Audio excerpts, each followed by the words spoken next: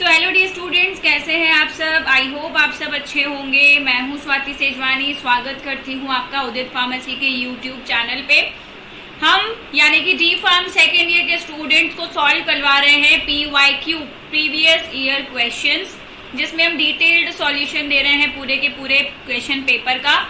PYQ 2025 का हम solve कर चुके हैं फार्मेसी लॉ एंड एथिक्स का। आज जो है हम फार्मेसी लॉ एंड एथिक्स का जो पेपर है उसका हम सॉल्व करने वाले हैं 2024 का पेपर। 2024 का जो पेपर है इसे हम कुछ पार्ट्स में सॉल्व करेंगे। ये जो है अभी हम पार्ट 1 सॉल्व करने जा रहे हैं, जिसमें आपका MCQs, fill in the blanks, true false वगैरह दिया रहता है। यानी कि आपका पेपर जो है 3 पोर्शंस में रहता है, part A, part B, part C. हम जो है पार्ट सी से शुरू करने वाले हैं, उसके बाद हम लोग ऐसे बैकवर्ड चलने वाले हैं। ठीक है, इसी तरह से आपको सारे सब्जेक्ट्स के PYQ सीरीज हम लोग करवाने वाले हैं। और अभी आप सबके एग्जाम की बेहतरीन प्रिपरेशन के लिए हमारा क्रैश कोर्स भी चल रहा है। तो क्रैश कोर्स अगर आप ज्वाइन करना चाहते हैं तो बिल्कुल मत भूलिए, क्रैश कोर्स पे अभी बहुत अच्छा ऑफर चल रहा है। ये जो क्रैश कोर्स है जो 599 का चल रहा है सेकेंड ईयर के लिए, इसका प्राइस अभी और सिर्फ 299 रखा गया है। और इसमें आपके बहुत सारे इंपॉर्टेंट फीचर्स हैं। आपको प्री रिकॉर्डेड लेक्चर्स देखने को मिल जाएंगे, आपको लाइव क्लासेस मिल जाएंगी, आपकी टॉप 20 की सीरीज चलाई जा रही है ना। इसके बाद कम समय में आपको बेहतरीन बिल्कुल प्रिपरेशन जो है MCQs, फिलअप्स, 1 वर्ड्स की कराई जाएगी, जिससे अगर आप 1-2 नंबर से भी फेल हो रहे होंगे तो वो अगर एक्सरसाइज आपने अटेम्प्ट कर ली बेहतरीन तरीके से तो आप बिल्कुल पास होने के चांसेस हैं ही हैं। अब बहुत सारे स्टूडेंट्स पूछते हैं कि मैम कैसे लें हम लोग कोर्स, कैसे हम लोग सब्सक्रिप्शन लें। तो आपको प्ले स्टोर में जाना है, उदित फार्मेसी क्लासेस टाइप करना है। ऐप को इंस्टॉल करने के बाद आपका नंबर डाल के साइन इन कर लेना है। ठीक है, सारे कोर्सेज आपके पास आ जाएंगे। आप नीचे दिया गया हो कोई भी कोर्स खरीद सकते हो। ठीक है, अगर आपको कोई भी दिक्कत आती है, नीचे नंबर दिया हुआ है, सुबह 8 से शाम के 6 बजे तक आप कांटेक्ट करिए, बिल्कुल आपको हेल्प मिलेगी। तो देर किस बात की है, जल्दी से जल्दी जुड़िए, अपनी परीक्षा, अपनी प्रिपरेशन को और बेहतरीन बनाइए। तो यहाँ से शुरू करते हैं हम। ठीक है, कहाँ से? सबसे पहले क्वेश्चन से, MCQ से। Metformin drug comes under which of the following schedules, यानी कि मेटफॉर्मिन दवा निम्नलिखित में से किस अनुसूची के अंतर्गत आती है? किसके अंदर मेटफॉर्मिन आती है? ऑप्शन से आपका schedule C and C1, option है शेड्यूल G, शेड्यूल H और शेड्यूल K। तो जब हमने क्लासेस पढ़ी थी तब हमने शेड्यूल्स के कुछ एग्जाम्पल पढ़े थे, उसमें मैंने आपको बताया था मेटफॉर्मिन जो है शेड्यूल G में आती है। ठीक है, शेड्यूल G में आती है, तो राइट आंसर हो गया आपका ऑप्शन नंबर B। कैसे आती है मैं आपको एक्सप्लेन करती हूँ। राइट आंसर है ऑप्शन नंबर B, यानी कि शेड्यूल G। शेड्यूल G क्या होता है? शेड्यूल G को हिंदी में अनुसूची G कहा जाता है। ठीक है, drugs that must be taken only under medical supervision, ये ऐसी दवाएं हैं जिनका सेवन केवल डॉक्टर्स की निगरानी में ही किया जाना चाहिए। ठीक है, क्यों? क्योंकि अगर हमने बिना प्रिस्क्रिप्शन के, बिना मेडिकल सुपरविजन की इन दवाइयों को लिया तो ये बहुत ज्यादा खतरनाक हो सकती हैं। इसका जो लेबल है उस पर साफ साफ लिखा होना चाहिए चेतावनी, कॉशन, मतलब चेतावनी। क्या चेतावनी लिखी होनी चाहिए? It is dangerous to take this preparation except under medical supervision. आप ये दवाई बिना मेडिकल सुपरविजन के ना लें, आपको नहीं तो बहुत ज्यादा डेंजर या खतरा हो सकता है। इसका अगर मैं आपको एग्जांपल बताऊं तो बिगनाइट्स जो हम पढ़ते हैं, जिसको टाइप 2 डायबिटीज में यूज किया जाता है, बिगनाइट्स इसका सबसे बेस्ट एग्जांपल है। बिगनाइट्स को बिना मेडिकल सुपरविजन के नहीं लेना चाहिए, वरना इसके बहुत ज्यादा डेंजरस इफेक्ट्स हो सकते हैं। अनुसूची जी वे दवाएं हैं, ठीक है, जिन्हें केवल चिकित्सालय की देखरेख में ही लिया जाना चाहिए। लेबल पर यह चेतावनी अवश्य लिखी होनी चाहिए, सावधानी, चिकित्सक की देखरेख के बिना इस दवा का सेवन करना खतरनाक है। एग्जाम्पल अगर करें तो बिगनाइट्स जो आती हैं, जो टाइप 2 मधुमेह के प्रबंधन के लिए यूज की जाती है, वो शेड्यूल C ड्रग का एग्जाम्पल है। ठीक है, आ जाते हैं हम लोग नेक्स्ट MCQ पे। ये है आपका next MCQ।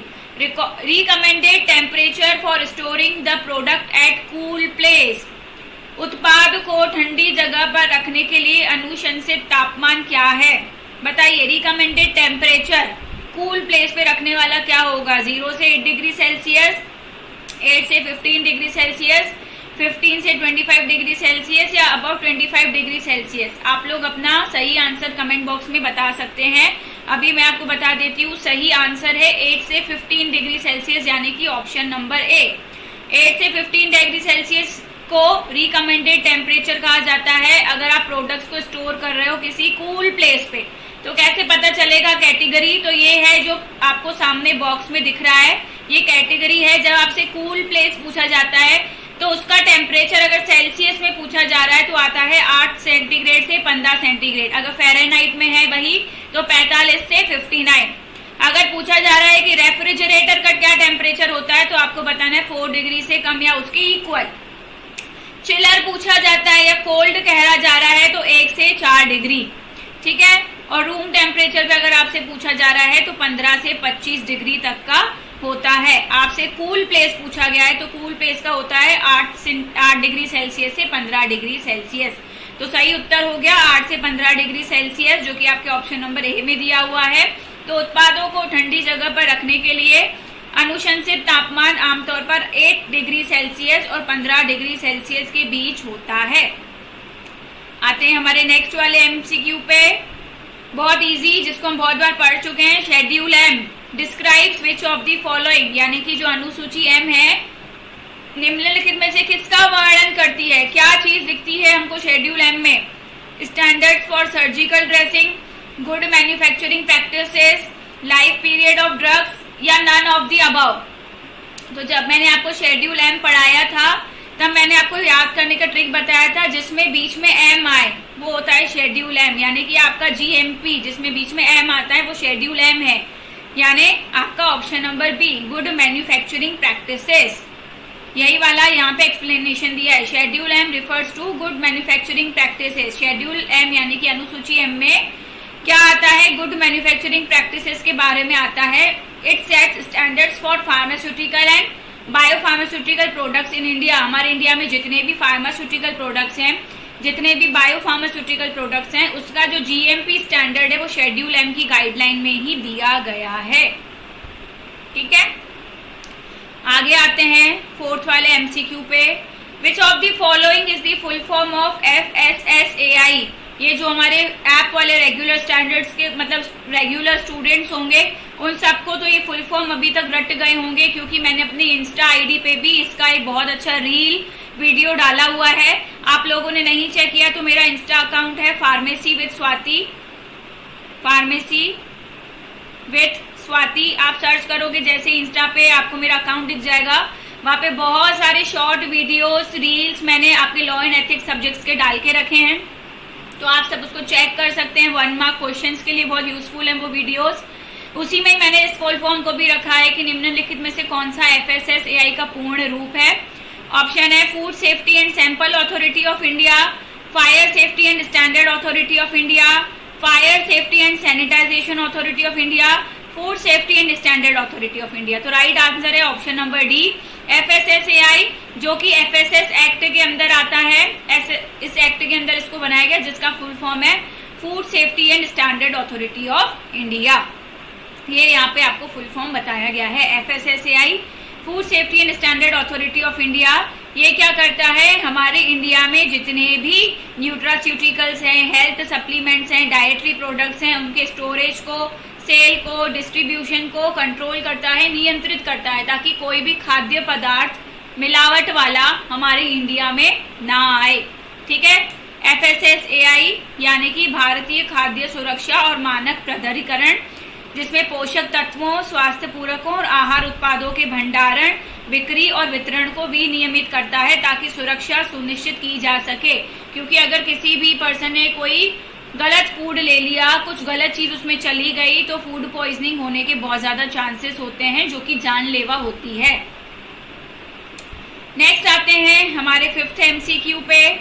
The optimum dose of therapy is determined in which of the following phases of clinical trials. हमने क्लिनिकल ट्रायल्स पढ़े थे, उसके फेजेस पढ़े थे कि 4 फेजेस होते हैं। तो यही पूछा गया है कि जो चिकित्सा की इष्टतम खुराक होती है वो नैदानिक परीक्षणों के निम्नलिखित किस चरण में निर्धारित की जाती है? कौन से फेज में ऑप्टिमम डोज जो है डिटरमाइन किया जाता है? राइट राइट आंसर क्या होगा? राइट आंसर होगा आपका फेज 2, है ना। फेज 2 में जो है आपका ऑप्टिमम थेराप्यूटिक डोज जिसको हम कहते हैं वो डिटरमाइन किया जाता है, ठीक है। While phase 1 finds the highest safe dose, तो फेज 1 में क्या पता करते हैं? फेज 1 में डोज पता करते हैं कि मैक्सिमम कितना डोज कोई पेशेंट जो है टॉलरेट कर सकता है। फेज 2 में हम पता करते हैं मेनली ऑप्टिमम या थेराप्यूटिक डोज, जिससे हमको इफेक्टिवनेस पता चलती है दवाई की, ऑप्टिमम डोज पता चलता है, डोजिंग फ्रीक्वेंसी पता चलती है, यानी कितने समय अंतराल में पेशेंट को दवाई फिर से देनी है, उसको कहा जाता है डोजिंग फ्रीक्वेंसी, है ना। तो किसी भी चिकित्सा की इष्टतम या चिकित्सीय खुराक मुख्य रूप से नैदानिक परीक्षणों के दूसरे चरण में निर्धारित की जाती है, ठीक है। पहले चरण में हम सुरक्षित खुराक पता करते हैं, ठीक है। फिर दूसरे चरण में हम ये देखते हैं कि हमारी दवाई कितनी प्रभावकारी है, कितनी उसकी खुराक देनी है और खुराक की आवृत्ति कितने कितने समय में देनी है, ये हम सेकेंड फेज में डिसाइड करते हैं। तो राइट आंसर हो गया आपका ऑप्शन नंबर बी, यानी कि phase 2 is the correct answer. Moving to our next question, 6th question, which of the following is drug regulatory body in India. ये अभी हमने कल वाली क्लास में ही पढ़ा है। इसमें से कौन सी हमारी इंडिया की ड्रग रेगुलेटरी बॉडी है, यानी कि निम्नलिखित में से कौन सा भारत में औषधि नियामक निकाय है? Central drug standard control organization, food safety and standard authority of India, pharmacy council of India, food and drug administration. अगर आप सबने रेगुलर क्लासेस अटेंड करी होंगी या हमारे यूट्यूब वाले फ्री वीडियोस भी जो अपलोडेड है वो भी देखे होंगे, तो आप सबको पता होगा कि सही आंसर ये है। हमारे इंडिया की रेगुलेटरी बॉडी है CDSCO, और ये CDSCO का ही फुल फॉर्म लिखा हुआ है, central drugs standard control organization. यहाँ पे मैं आपको इसको थोड़ा एक्सप्लेन करती हूँ कि क्या है CDSCO। The central drugs standard control organization यानी कि CDSCO is the national regulatory authority of India. ये हमारे इंडिया की नेशनल रेगुलेटरी अथॉरिटी है। इसका जो हेडक्वार्टर है वो न्यू दिल्ली में है। न्यू दिल्ली में भी कहाँ पे है? FDA भवन, कोतला रोड पे। हिंदी में इसको कहते हैं केंद्रीय औषधि मानक नियंत्रण संगठन। ये भारत का राष्ट्रीय नियामक प्राधिकरण है, ठीक है। इसका मुख्यालय नई दिल्ली में है। नई दिल्ली में भी कहाँ? FDA भवन, कोतला रोड पे है, ठीक है। आगे आ जाते हैं नेक्स्ट वाले MCQ पे। क्वेश्चन नंबर 7 जिसको पूछा गया है PCI से, जो मैंने बताया था बहुत इंपॉर्टेंट है। इस पे काफी सारी मैंने रील्स भी दी थी, आपने देखी हो तो। Among the elected members of PCI 6 members are elected by which of the following.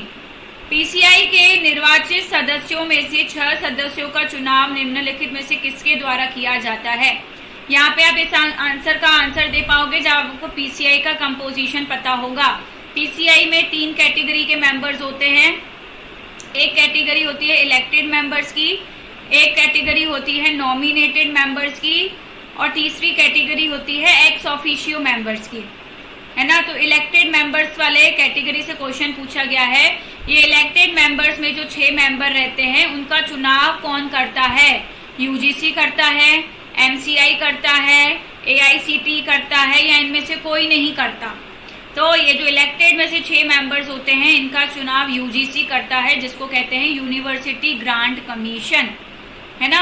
ये देखो यहाँ पे ये लिखा है, among the elected members of PCI 6 members are elected by the university grant commission.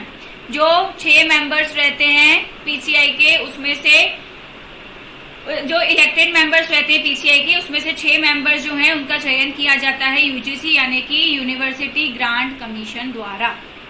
आते हैं हमारे नेक्स्ट क्वेश्चन पे, 8th पे। अब यहाँ से फिलअप आ गए, ठीक है। पीछे अब तक क्या चल रहे थे? MCQs चल रहे थे। 7 MCQs पूछे गए थे 2024 में। अब फिल इन दी ब्लैंक आ गए। ये है सेंट्रल ड्रग्स लेबोरेटरी, ये सिचुएटेड है। सेंट्रल ड्रग लेबोरेटरी जिसको हम शॉर्ट में CDL पढ़ रहे थे, ये कहाँ पे सिचुएटेड है? तो ये सिचुएटेड है आपकी कोलकाता में। आप कोलकाता भी लिख सकते हो, कैलकाटा भी लिख सकते हो, दोनों सही होंगे। इसको मैं सही शब्दों में लिख देती हूँ, थोड़ा गड़बड़ हो गया, यू बिगड़ गया थोड़ा, तो उसको दोबारा मैं लिख देती हूँ। कैलकाटा ये भी लिख सकते हो, है ना। केंद्रीय औषधि प्रयोगशाला कहाँ स्थित है, तो आप लिखोगे कोलकाता में। कोलकाता में भी कलकत्ता भी लिख सकते हो। 9th पूछा है, a person which is dependent on narcotic drug और psychotropic substance is known as. अब कोई पर्सन है वो नार्कोटिक ड्रग या साइकोट्रोपिक सब्सटेंस पे डिपेंडेंट, उसको क्या कहेंगे, उसको एडिक्ट कहेंगे, ठीक है। और हिंदी में अगर उसको कहें तो व्यसनी कहेंगे, एडिक्ट, व्यसनी। आते हैं 10th पे। 10th 1 मार्क क्वेश्चन पूछा गया है रिपीटेड, जैसे उसमें एमसीक्यू में पूछा था शेड्यूल जी के बारे में। शेड्यूल जी यहाँ पे पूछा है, व्हाट इज शेड्यूल जी। तो schedule G are medicinal preparations required to be taken under medical supervision. जैसे मैंने पीछे एक्सप्लेन किया, शेड्यूल की दवाएं और औषधियां जो हैं ये वह पदार्थ हैं जिन्हें चिकित्सकीय देखरेख में ही लेना अनिवार्य है, ठीक है। इनके जो लेबल्स हैं इन पे साफ साफ लिखा होना चाहिए कॉशन, यानी कि सावधानी। It is dangerous to take this preparation except under medical supervision. Common examples अगर मैं इसके दूं तो हार्मोन्स आते हैं इसमें, एंटी नियोप्लास्टिक्स आते हैं। एंटी नियोप्लास्टिक मतलब कैंसर की ट्रीटमेंट में जो दवाइयां यूज होती हैं उनको एंटी नियोप्लास्टिक्स कहते हैं, है ना। इनके लेबल पर यह चेतावनी अवश्य लिखी होनी चाहिए, सावधानी, चिकित्सकीय देखरेख के बिना इस दवा का सेवन करना खतरनाक है। इसके सामान्य उदाहरणों में हार्मोनल उपचार आते हैं, कैंसर रोधी दवाएं आती हैं, ठीक है। इतना पार्ट सी में से अभी हमने हाफ 10 क्वेश्चन सॉल्व किए हैं। रिमेनिंग 10 क्वेश्चंस जो है अब आपको नेक्स्ट यानी पार्ट 2 में देखने को मिलेंगे। तो ऐसी और बेहतरीन वीडियोस देखने के लिए हमें फॉलो या सब्सक्राइब करना ना भूलें। आप मेरा चाहें तो यूट्यूब चैनल भी सब्सक्राइब कर सकते हैं, फार्मेसी विद स्वाति मेरा यूट्यूब चैनल है, ठीक है। और इंस्टा आईडी है मेरी फार्मेसी विद स्वाति, जिसमें आपको बहुत सारी शॉर्ट वीडियोज, रील्स, ट्रिक्स देखने को मिल जाएंगी। तो मिलते हैं अपन नेक्स्ट पार्ट में। Thank you so much for watching.